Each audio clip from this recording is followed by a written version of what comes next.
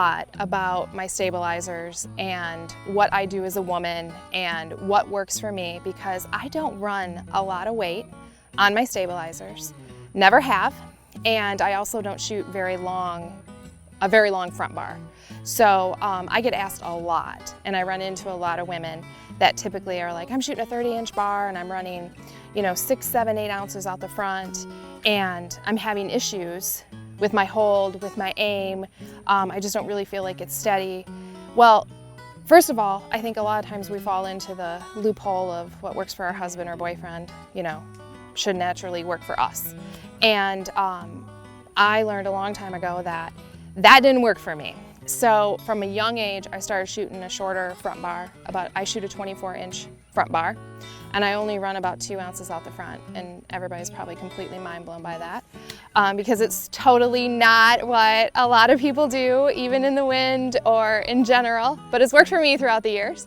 And I find for me that when I do add a lot of weight, or I do go with a longer front bar, I find that it exaggerates my movements, especially on 3D.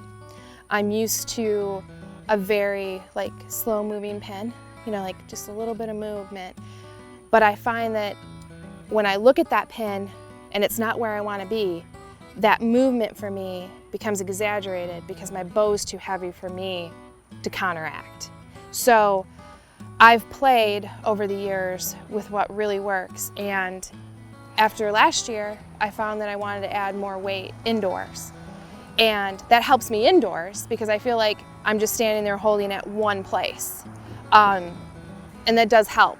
Again, it does exaggerate my movements a little more, but a little more weight indoor for me is fine, but not adding to the bar length. So I tried it out here I came down early before Foley and I tried a little extra weight, and within 5 targets, I was stripping that bow right back down to what I knew what worked for me, looking at pictures from last year and saying, where was I at before? Put it right back in my aim, and my hold was right back where I wanted it. So I think it's interesting that what necessarily may work indoor doesn't necessarily work out here, and how we have a pattern of what our brain wants us to do as we're aiming or holding. And how we respond. 3D, I'm always looking at what I want to hit. And I'm the same way indoor. I shoot a circle that I look through. I don't shoot a pin, I don't shoot a dot, because I get anxiety when I need to put that dot or that pin over where I want to hit, because out here, I'm used to looking at what I want to aim at. I was born, raised on a 3D range, so I was always taught, look at that hole in the 12, or look at that spot, or reference this, and aim at that, and magically my pin's there, and it's like, oh yeah, that's nice.